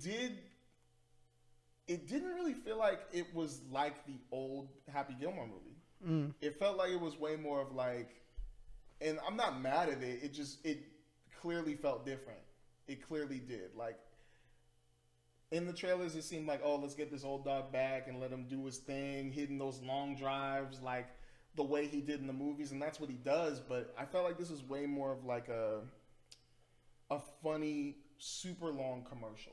And I'm not mad at it because I love Happy Gilmore, and the more Happy Gilmore get, I'm cool with that. But it really did, like all the cameos they had. I mean, my favorite one was Eminem, but it really did feel like, yo, like let's do more of like the funny than more of the Happy Gilmore. Because I'm gonna be for real, Adam Sandler didn't really seem like the full Adam Sandler to me. I mean, the full Happy Gilmore to me. Not prime Adam Sandler. I was gonna ask, like, does this feel like prime Adam Sandler, or do you think we're away from that? It feels like Adam Sandler. It does, like where he's been, like now, but it doesn't feel like Happy Gilmore. And that's kind of where I was like, but I still enjoyed the movie a lot. Like there were a lot of funny moments in that movie. Nice, especially the Eminem part. I did not expect that. Like I forgot too because he was in the stinking trailer. I just didn't know he was playing the son of the guy who was calling him a jackass. I didn't expect that. And I was like, are they going to beat up Eminem? Wait. I don't know how I feel about this. Do you think we need more Adam Sandler stuff? Because I feel like you don't get a whole lot anymore. I mean, he's dropped things. Like, they did Murder, Mystery 2. They did Leo. But, like, what about, like, you know what I'm talking about? Like, classic Adam Sandler. You know what I'm saying? Like. I don't know if we can get that. No. Anymore. That's another reason why I'm like not mad, because I don't know if he can get to that level anymore. Like I feel like what we have now is still good, but I feel like there was way more, obviously because he was younger and stuff, but there was way more like funny energy in him, like in those other movies. Yeah, freaking Leo, dude, that movie's underrated. That movie's so funny. Man. But Happy Gilmore 2 was really fun to watch. Like it was really, I had fun watching with my friends. One of my friends loved it out the world. He was like, this is a 9 out of 10. This is perfect. Another one of my friends was like, this is 6 out of 10. I gave it a 7 out of 10.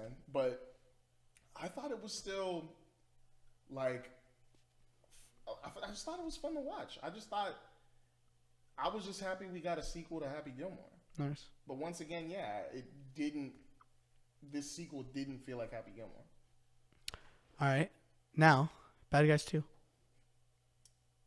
That one I really enjoyed. Really? That one. Have you seen the first one? Yes, and that one, I like the story of them trying to be obviously good, and like you knew it was gonna play into that because in the trailer it was like, oh, he's wagging his tail, like, and he's thinking about being good, and you expect it. But this one I like more because it's testing them on it. It's testing them on like, oh, things.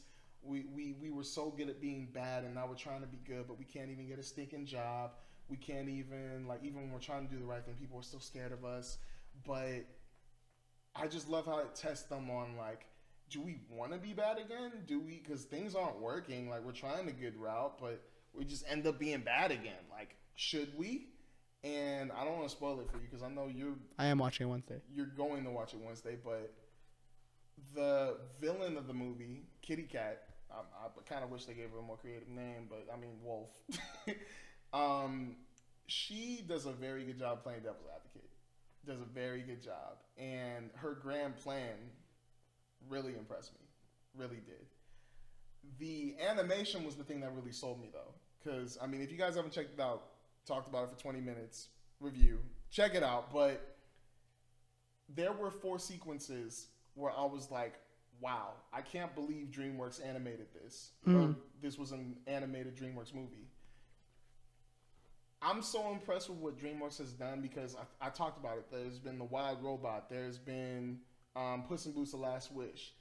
This, like me telling myself this is associated with those 2 movies and then seeing the different animation styles, I'm like, how did y'all think of this? How did y'all like animate this and do what you did for these sequences? Because they feel real. Like a lot of the animated sequences, like they look like obviously they're fake, but there's so many scenes with the like some stuff that they animated that's in motion where it's like, wow, like that looks super real. And then for that split second you think it's real, then it goes back into that cartoony feel, but then once again, real cartoon. I'm like, wow. And then there was one like shot, them in space, probably in the trailer. I don't know. It was. I barely remember, but seeing that in the movie theater, I was like, wow. And especially when it's fully played out, I'm like, this is really well animated, like unbelievably. So for The Bad Guys 2, I think mainly I was just like sold purely for the animation. Nice. Because I need more stuff like that. I need more of what Sony Animated Pictures is doing along with DreamWorks. Because it's incredible. Yeah. And the story was still very well drawn out for that movie. Out of 10? I gave it an 8. Damn. I gave it an 8 out of 10. I didn't love the first one. Thought it was kind of. I didn't like super love it, but I still liked it. No, I thought it was like fine though. I was like a 6. Mm-hmm. It was like a 5. Like I was like it's average. Like I didn't like have too much opinion, but I'm excited to watch this one. Naked Gun. I like it, bro. The Naked Gun. I watched the very first one before I went to go see this one. I was trying to watch the other 2, but I got super busy. The very first Naked Gun movie is really funny. I actually thought it was really funny. I loved how this is what I like about comedy movies, especially comedy movies like that. Like it goes back to Scary Movie and all that. I love when they play into the jokes. Like when you know the person is doing something super silly or stupid, everybody else goes along with it. I love that. In this movie with Naked Gun, there were still moments when they did kind of go along with it, but I felt like there were too many parts where they were trying to be real. And I was like, no, play into it. Go into what he's joking around about or being stupid about. Don't just look at him and be like, you're an idiot. I want you to be an idiot with him.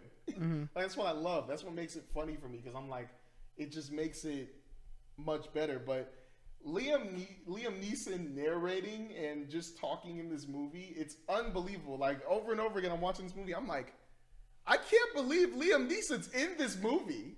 Like, and it's not bad. It's like, this is actually pretty smart to me because every time he's talking, you're thinking it's about to get serious and he just does something stupid. Like, imagine just a dark voice going like, yeah, I ate some chili dogs. Didn't feel too good. Had to go use the bathroom. Didn't go too well, but I ate 4 more. Gonna do it again. I'm like, bro. And then even after, he's like, shouldn't have eaten that 4th chili cheese dog. I'm like, bro, Liam Neeson is making this movie, bro. Yeah. But there were just so many instances where he's just doing stupid stuff, and I'm like, bro, like, I can't believe you're doing this. You're the guy from Taken. Like, what are we doing? And I loved it, but at the same time, I think it's just everything else around him where I was kind of like, I wish you guys just went into it more with him. Like, I don't know. It's complicated because I know with comedy that kind of makes it funny because like the person who has the rationale is looking at him going like, oh, you're stupid. But them going along with Liam Neeson would have made it better to me. I still had some enjoyment with it, especially we talked about it earlier. When him and his love interest go away to this winter lounge or lodge or something. Oh my gosh. That was actually really funny. I was like, what is going on? They're making a snowman. What is I have a bad feeling, but it was really fun. It was really fun, but I didn't fully enjoy it. Out of 10? I gave it a 5 out of 10. Damn. I'm gonna be for real. You think I'll like it more than you will? Yes. Okay. I think you will. Because I think you find we like comedy, but I think you have more of like a very easily said. I laugh at everything. Yes. Okay. So I think you will enjoy this. I low-key predict that you're gonna give it a 7 out of 10, maybe an 8, but yeah, to me it's a 5 out of 10. Cool. All right. Anything else? Nah, I'm all good. All right. This is a long one. Thank you guys so much for watching the Film Podcast, where we talk about movies, TV shows, and everything entertainment in the way that anyone can enjoy. Please like, subscribe, comment on all the things: YouTube, TikTok, Instagram, Twitter. We're on Twitter. Thank you guys so much for watching. Thank you guys so much for watching.